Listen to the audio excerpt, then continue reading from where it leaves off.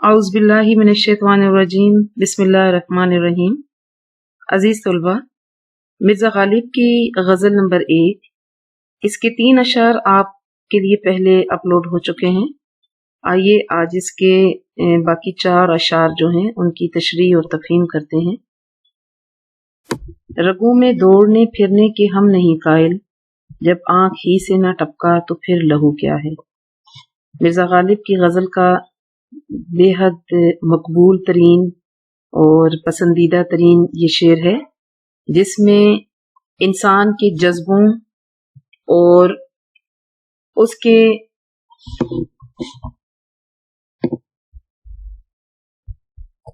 जो इंसान के जज्बों की शिद्दत और उसकी उमंगें और आरजुओं के बारे में है। कहते हैं कि लहू इंसान के जिस्म में दौड़ता है, उसकी रगों में चलता फिरता है और उसकी हरारत और गर्मी से इंसान को जिंदा रहने का एहसास होता है। मगर गालिब ये कहते हैं कि ऐसे खून के मैं कायल नहीं हूं जो सिर्फ इंसान की रगों में दौड़ता है।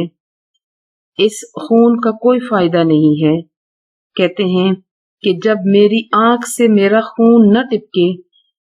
तो फिर मैं इसको लहू नहीं मानता। यानी जब आपकी आंखें रोती हैं, जज्बात से बोझल हो जाती हैं और आपकी आंखों से आंसू बहते हैं, आपका दिल नर्म पड़ जाता है या गम आपके दिल को पिघला देता है, तो ऐसे लम्हों में गालिब कहते हैं कि दरअसल ये आंसू इंसान का लहू होते हैं। जब इंसान गमज़दा होता है, जब इंसान ऊंचे आदर्श रखता है, जब इंसान किसी बड़े काम में मशगूल होता है, तो उस वक्त उसका लहू उसको आगे बढ़ने पर आमादा करता है। उस लहू में जो शिद्दत होती है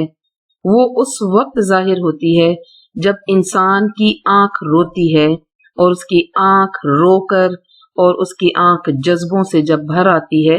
तो फिर एहसास होता है कि ये इंसान जो है जिंदा है और ये इंसान जो है वो अपने असूलों के लिए, अपने अमाल के लिए और अपनी जिंदगी के लिए एक खास जज्बा रखता है। सर्द मिजाज लोग, सख्त दिल लोग और दूसरों का एहसास ना करने वाले लोग या ऐसे लोग जिनके दिलो जिगर को कभी इश्क की आग ने छुआ नहीं होता, उनकी आंखें कभी भी आंसू नहीं टिपकाती। चुनाचा गालिब ये कहते हैं कि आंसू दरअसल हमारा लहू है और लहू की खूबी ये है कि वो हमारी आंख से आंसू बनकर टपके, यानी अपने होने का हमें एहसास दिलाए। गालिब का अपना ही एक शेर है, दिल ही तो है न संग खश्त, दर्द से भर न आए क्यों, रोएंगे हम 1000 बार, कोई हमें रुलाए क्यों। एक और जगह एक और शायर कहते हैं, हाल न पूछो मेरे रोने का बस जाने दो, अभी रुमाल निचोड़ूंगा तो तूफान होगा। यानी मेरा रोना मामूली रोना नहीं है,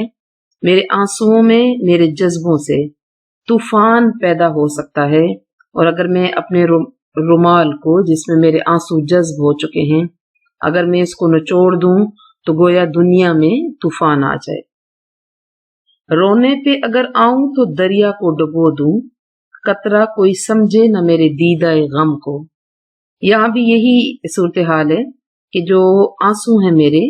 या मामूली कतरा उसको ना कोई समझे। अगर ये ऐसा कतरा है कि ये कतरा दरियाओं को भी अपने अंदर समो ले और दरियाओं को मेरा कतराए गम जो है, यानी मेरा आंसू जो है, दरिया को भी अपने साथ बहाकर ले जाए।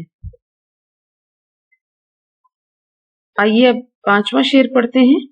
ये रश्क है कि वो होता है हम सुखन तुमसे, वगरना खौफे बद आमोजिए अदू क्या है। वगरना का मतलब है वरना, खौफ डर, बद आमोजी का मतलब है जो बदसलूक और बद इखलाक انسان ہوتا ہے، آگے ہے عدو، عدو کہتے ہیں دشمن کو، کہتے ہیں کہ مجھے اس پر رشک آتا ہے، اپنے دشمن پر. یہاں دشمن سے مراد کوئی عام دشمن نہیں ہے، بلکہ یہاں پر رقیب ہے. رقیب اسے کہتے ہیں جو اسی سے محبت کرتا ہے جس سے عاشق محبت کرتا ہے. یعنی عاشق کا جو دشمن ہوتا ہے اس کا عدو ہوتا ہے، وہ اس کا اصل میں رقیب ہوتا ہے. اب وہ کہتے ہیں کہ مجھے اپنے رقیب پر رشک آتا ہے، یعنی میں اس کو دیکھتا ہوں تو مجھے فخر محسوس ہوتا ہے، اور میں یہ سوچتا ہوں کہ وہ کتنا خوش نصیب ہے کہ اس کو تم سے بات کرنے کی اجازت ہے اور وہ تم سے گفتگو کرتا ہے، مگر مجھے ایسی کوئی بھی سہولت حاصل نہیں ہے، اور مجھے اس چیز کا غم تو ہے ہی، مگر میں ڈرتا ہوں کہ کہیں میرا دشمن، میرا رقیب، میرا عدو میرے ساتھ بد اخلاقی اور گالی گلوچ سے پیش نہ آئے، اور مجھے اس کی ان بد اخلاقیوں کا بھی خوف نہیں ہو اگر مجھے اس پر یہ رشک نہ ہو کہ وہ کس قدر قابل ہے، کس قدر تمہارے قریب ہے، کہ وہ تم سے ہم سخن ہوتا ہے، یعنی تم سے ہم کلام ہوتا ہے. یہاں پر رقابت بھی ہے اور رشک بھی ہے، یعنی رقیب کی اپنے محبوب کے ساتھ دوستی، تعلق، بات چیت کو موضوع سخن بناتے ہیں اور کہتے ہیں کہ وہ کتنا خوش نصیب ہے کہ تم سے بات کرتا ہے، اور اس کے اس گفتگو کے وجہ سے میں بھی تو اسے دیکھ کر رشک محسوس کرتا ہوں. مجھے اس کا کوئی خوف نہیں ہے، نہ مجھے اس کی بد اخلاقی سے کوئی خوف ہے، نہ اس کی بدآموزی سے مجھے کوئی خوف ہے، بس میں تو یہ دیکھ کر حیران ہوتا ہوں کہ وہ ایک خوش نصیب شخص ہے. ایک شعر ہے، بات کرنی مجھے مشکل کبھی ایسی تو نہ تھی،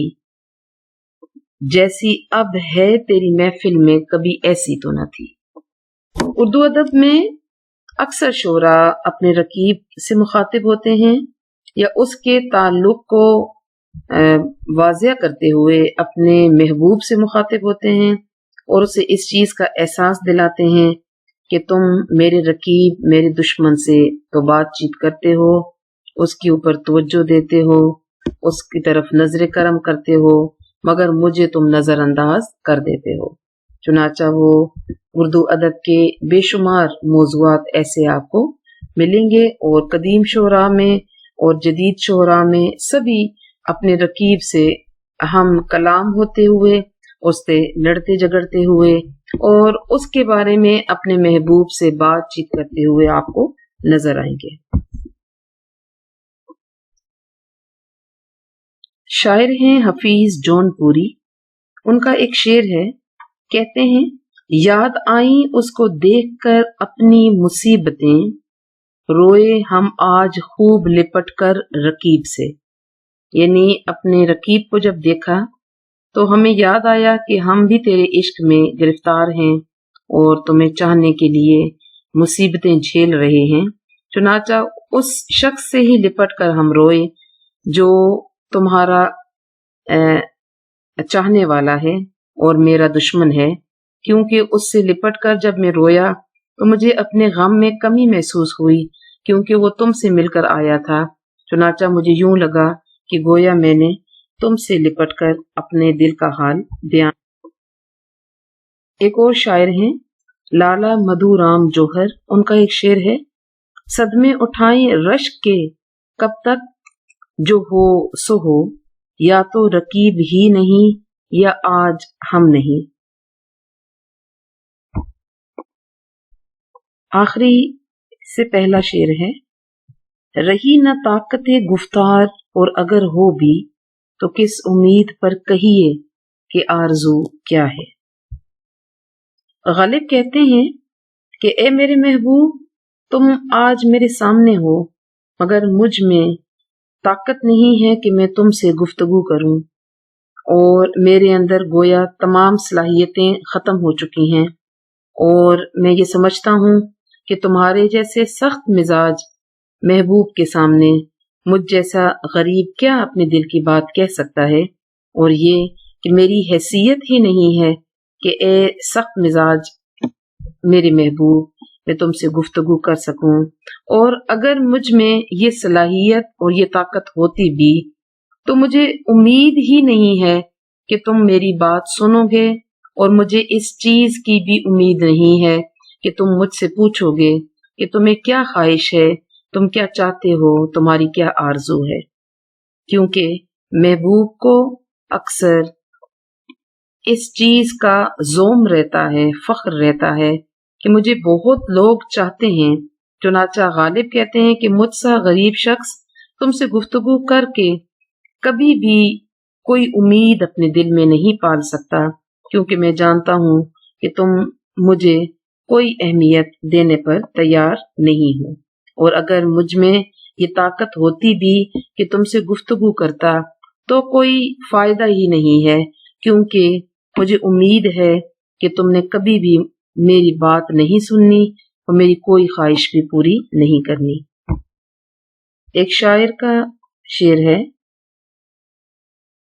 خالی ہے ذہن طاقت گفتار کیا کرے، ہے آنکھ بند روزن دیوار کیا کرے۔ کہتے ہیں کہ جب ذہن خالی ہو تو طاقت گفتار اگر ہو بھی تو کوئی فائدہ نہیں ہے،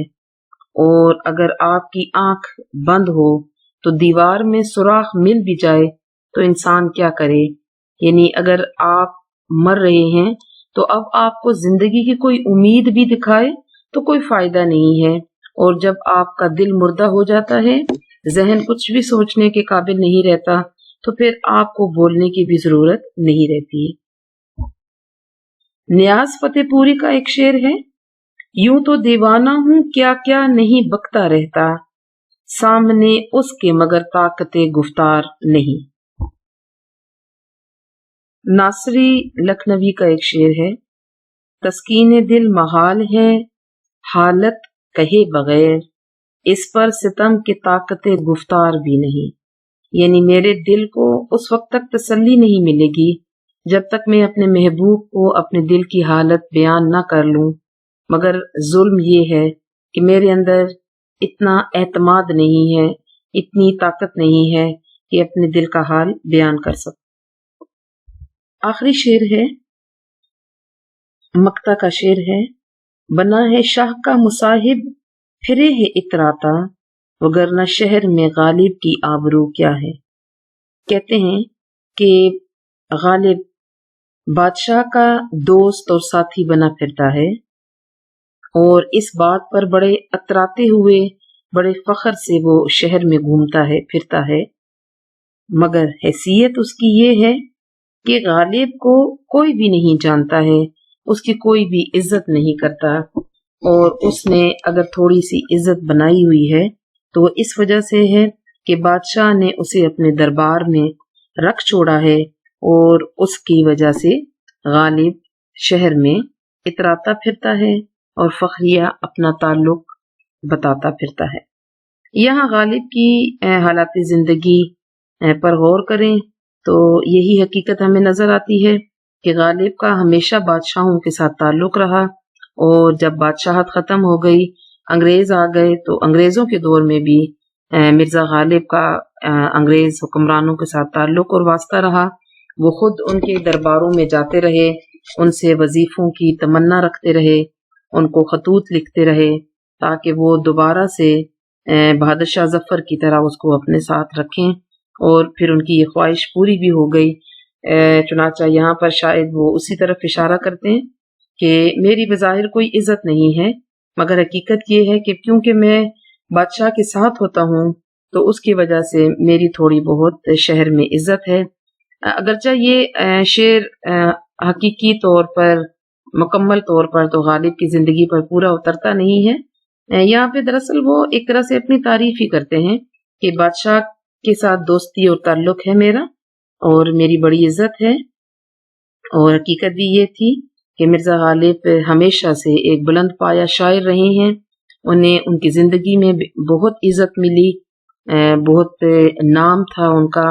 بہت بڑا شخص تھا، وہ بادشاہ کا استاد رہا، بہادر شاہ ظفر کا محل میں رہتا تھا، اس کے دربار میں رہتا تھا، खिल्लतें उसको मिलती थी, इनाम व इकराम उसको मिलता था, वज़ाइफ उसको मिलते थे और बड़ी ही अच्छी जिंदगी बज़ाहिर गालिब गुजार कर गया है। एक शेर इससे मुतल्लिक है अमीर मीनाई का, आबरू शर्त है इंसान के लिए दुनिया में, न रही आब जो बाकी तो है गोहर पत्थर। यानी अगर मोती की आब यानी कि चमक दमक बाकी न रहे तो वो सिर्फ एक पत्थर की सूरत में रह जाता है। और यही है कि इंसान अपनी इज्जत और आबरू के साथ इस दुनिया में जिंदा रहे तो ज्यादा बेहतर होता है। एक शायर हैं इम्तियाज अली अर्शी, उनका शेर है, आदमी और आबरू के बगैर फूल हो जैसे रंगो बू के बगैर। अजीज तलबा, मिर्जा गालिब की गजल नंबर 1 की तशरीह, तफहीम, वर्ड्स मीनिंग, अल्फाज और तराकीब की आपको समझ आ गई होगी। अब मुझे इजाजत दीजिए, इसको सुनिएगा, समझिएगा। इसमें मौजूद जो अशार होते हैं मुतल्लिका और इमदादी अशार, उनको आप लिख लिया करें ताकि आपको इम्तिहान में कामयाब होने के लिए ये बहुत ज़रूरी होते हैं। किसी भी तशरीह के नंबर